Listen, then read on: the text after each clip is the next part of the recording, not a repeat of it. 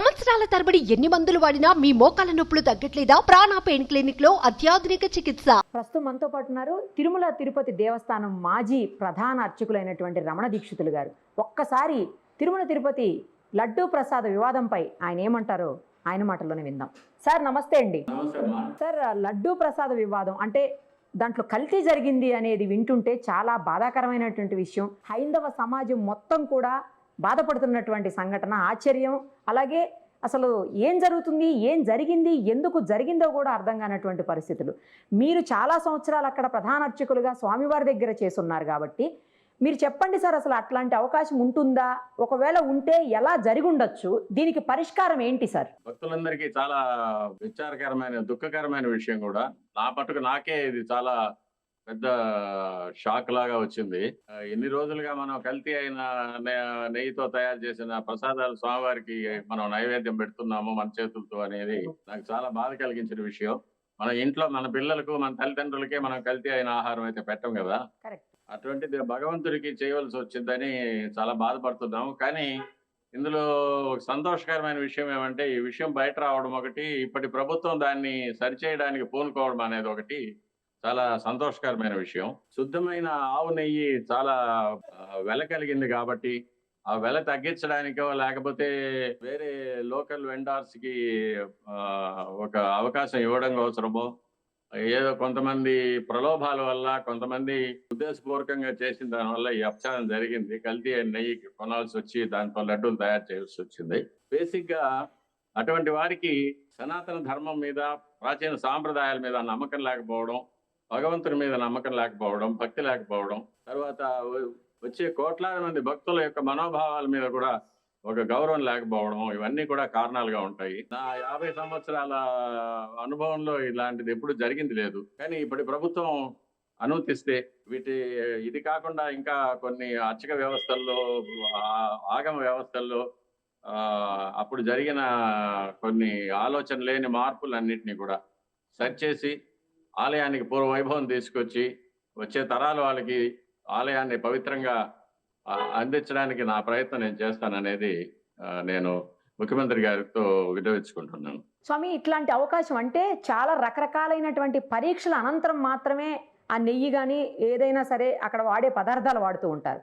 అలాంటిది అంత భయంకరంగా జంతు పదార్థాలని, ఏదైతే కొవ్వు ఉంటుందో దాన్ని, అలాగే ఫిష్ ఆయిల్ అంటున్నారు, ఇలాంటివన్నీ లోపలికి వచ్చే అవకాశం ఎలా ఉంటుంది స్వామి అసలు?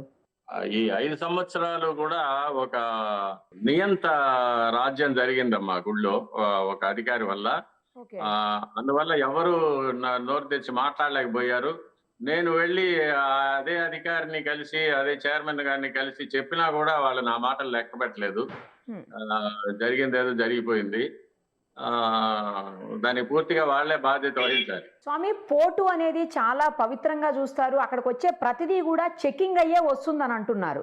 మీరు కూడా అక్కడ రెగ్యులర్ గా ఉండేవాళ్ళు కాబట్టి మీకు మొత్తం తెలుస్తుంది అక్కడిది. కానీ ఎవరు మాట్లాడే పరిస్థితి లేదమ్మా, ఎవరు ఏది ఎత్తి చూపే పరిస్థితి లేదు కాబట్టి అందరూ భయభ్రాంతులుగా ఉండిపోయారు కాబట్టి ఏ విషయాలు బయట రాలేదమ్మా ఆ టైంలో. స్వామి, చాలా పవిత్రంగా చూస్తాము. చిన్న పిల్లలకు కూడా ఆ లడ్డు చాలా ఇష్టంగా తింటారు. తర్వాత మొత్తం లడ్డు అంతా కూడా తినేస్తుంటారు పిల్లలు కూడాను. స్వామివారికి పెట్టడంతో పాటు చిన్న పిల్లలకు కూడా ఇప్పుడు రకరకాలైన, మనందరం కూడా పవిత్రంగా భావించేటువంటి లడ్డు, కొన్ని కోట్ల మంది అది. పైగా ఇంకోటి వెజిటేరియన్స్ ఉంటారు, వాళ్ళందరికీ కూడా ఈ జంతు కొవ్వు లేకపోతే ఫిష్ ఆయిల్ ఇవన్నీ వెళ్తే అది నాన్ వెజ్ అయిపోయే పరిస్థితులు కూడా ఉంటాయి కదా స్వామి. ఏంటి అన్యాయం, ఏంటి దారుణం అసలు? ఏం చేస్తామా, కలికాలం కొంతమంది ప్రబుద్ధుల వల్ల, కొంతమంది యొక్క ప్రలోభాల వల్ల, అనాశ వల్ల ఇట్లాంటివి జరుగుతూ ఉంటాయి. ఇది స్వామివారి నిర్ణయమో ఏమో, వాళ్ళు ఆ తప్పులు చేసి శిక్షలు అనుభవించడం కోసం ఇట్లాంటి అవకాశాలు వాళ్ళకు ఇస్తున్నారేమో భగవంతుడు అనుకుంటాను. కానీ ఇక మీద జరగకుండా చూసుకోవడం అనేది మన కర్తవ్యం. స్వామి, మీరు అక్కడ చూసుంటారు కదా, అసలు ఆ లడ్డూ ప్రసాదం అనేది ఎక్కడి నుంచి వచ్చి ఎట్లా తయారవుతుంది స్వామి? ఎన్ని రకాలైనటువంటి టెస్ట్లు అవుతాయి స్వామి? ఒకసారి చెప్పండి, గతంలో ఎలా జరిగేది మీరున్నప్పుడు? అందులో ఏమి భేదాలు, అందులో ఏమి డిఫరెన్సెస్ లేవమ్మా. మామూలుగా ముందు జరిగినట్టే, ముందు ఎక్కడ చేస్తున్నారు అక్కడే చేస్తున్నారు, ఎక్కడ నైవేద్యం పెడుతున్నామో అక్కడే నైవేద్యం పెడుతున్నాం, ఎక్కడ అమ్ముతున్నారో అక్కడే అమ్ముతున్నారు. కానీ ఈ కల్తీ నెయ్యి వల్ల లడ్డు యొక్క పవిత్రత పోయింది, రుచి పోయింది, వాసన పోయింది. షెల్ఫ్ లైఫ్ పోయింది, నిలవ ఉండడం లేదు.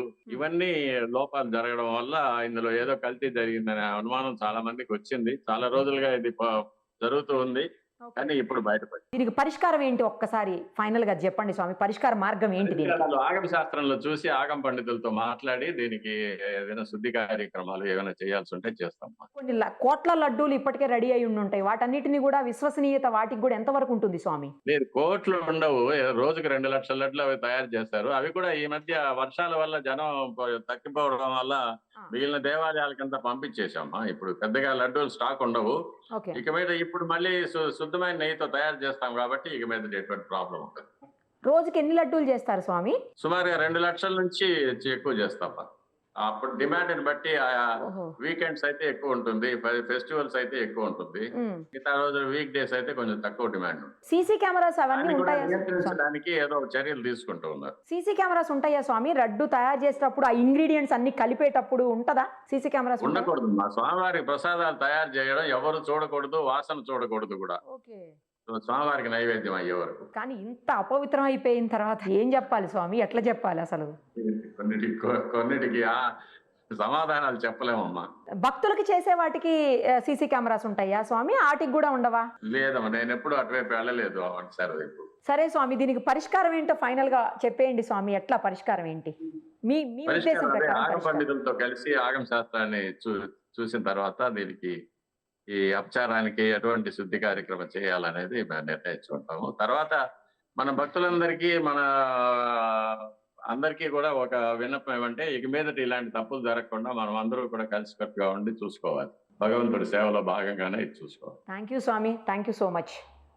సుమన్ టీవీలో మీ పర్సనల్ అండ్ బిజినెస్ ప్రమోషన్స్ కోసం కింది నెంబర్కి కాంటాక్ట్ చేయండి.